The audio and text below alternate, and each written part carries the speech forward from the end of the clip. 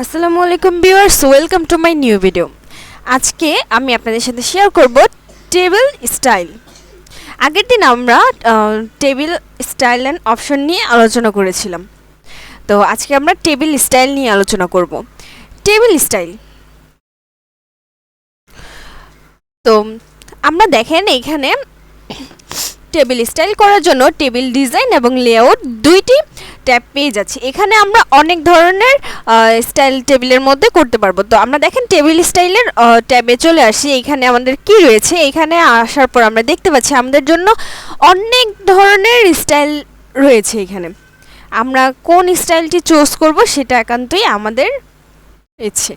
তো এখান থেকে আমরা চাইলে আমাদের মন মতো করে টেবিল স্টাইল এখান থেকে নিয়ে নিতে পারি। তারপর দেখেন এখানে আমরা শেডিং ইউজ করতে পারি। তো শেডিং ইউজ করার জন্য আমরা যে কোনো কালার নিয়ে নেব এখান থেকে।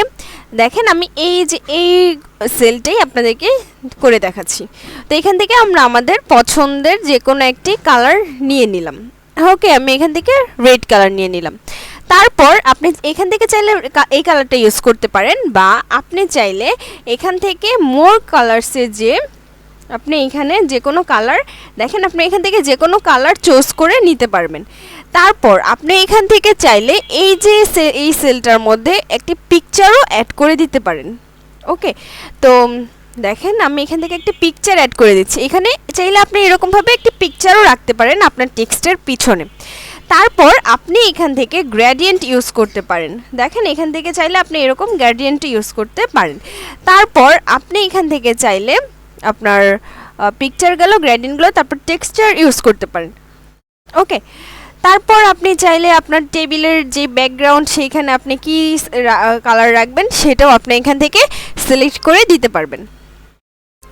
তারপর আমরা দেখতে পাচ্ছি এখানে বর্ডারের ক্ষেত্রে আমরা এখান থেকে নো বর্ডার আমাদের সিলেক্ট করা আছে। আমরা যে অল বর্ডারে ক্লিক করে দেই, এই আমরা পুরো টেবিলটা সিলেক্ট করে বর্ডার দেই, তাহলে আপনাদের বুঝতে বেশি এই যে দেখেন টেবিলের এখানে এখন বর্ডার চলে আসছে। আমি এখান থেকে লেফট বর্ডার দিয়ে দিলে লেফট সাইডে বর্ডার চলে আসবে। আমি এখান থেকে আবার সিলেক্ট করলাম, করার পর আমি এখান থেকে কি দেব, আচ্ছা এখানে যদি টপ বর্ডারে ক্লিক করে দেন সেক্ষেত্রে আপনার টপে বর্ডার হয়ে যাবে।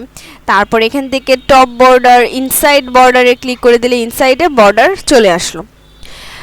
তারপর ইফেক্ট রয়েছে, আপনার টেবিলে কোন ধরনের ইফেক্ট দিবেন সেটা আপনি আপনার পছন্দ মতো দিয়ে দিতে পারবেন। 3D শেপ দিতে পারবেন এখান থেকে। তারপর শ্যাডো ইউজ করতে পারবেন। আপনার প্রত্যেকটা টেবিলের এখানে শ্যাডো কাজ করবে। এই যে দেখেন শ্যাডো দেখাচ্ছে। তো আপনারা আপনাদের পছন্দ মতো এইরকমভাবে। তারপরে যে রিফ্লেকশন রয়েছে, যে দেখেন টেবিলটা এখানে রিফ্লেক্টেড হচ্ছে। আপনারা আপনাদের পছন্দ মতো এগুলো চুজ করে নেবেন। ওকে, তারপর আমরা এখন দেখে নিলাম কি টেবিল স্টাইল। তারপর আমরা চলে যাচ্ছি ওয়ার্ড স্টাইলে।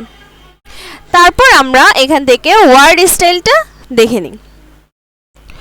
ওকে, তো এই যে আমাদের ওয়ার্ড স্টাইলে আসলে আমরা এখানে ভিতরে যে লিখব সেইখানে আমরা লিখে নিচ্ছি ডাটা বেস। ওকে, এই যে আমি ডাটাবেস কথাটি লিখলাম, এখন আমি এটা আমার পছন্দ মতো এখান থেকে ওয়ার্ড চুজ করে দিতে পারি।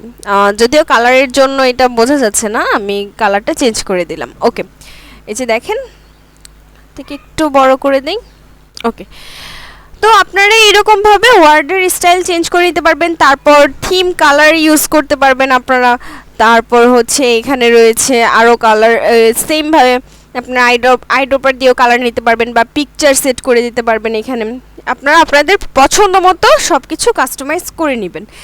তারপরে আপনারা আবারও লেখার মধ্যে যে এরকম এটার মধ্যে দেখেন এখানে শ্যাডো ইউজ করতে পারবেন, গ্লো ইউজ করতে পারবেন, আপনারা যেটা চান। এই যে দেখেন একটু গ্লো ইউজ হয়েছে।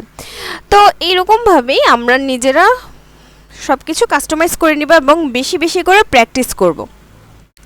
তারপর আপনারা দেখেন এখানে ড্র বর্ডার্স। তো ড্র বর্ডার্সে আমরা গেলে দেখতে পাচ্ছি, ওকে, এই যে এখানে আমাদের প্যান কালার রয়েছে। আমরা যখন একটা টেবিল ড্র করব সেই ক্ষেত্রে আমরা এখান থেকে আমাদের কালার কতটুকু, কি কালার হবে, তারপর হচ্ছে সেটা কতটুকু, মানে এটার যেই আপনার সাইডের ডিপ ওটা কতটুকু হবে বা আমরা কোন স্টাইলে বর্ডারটা করব সেটাও আমরা এখান থেকে নিয়ে নিতে পারবো।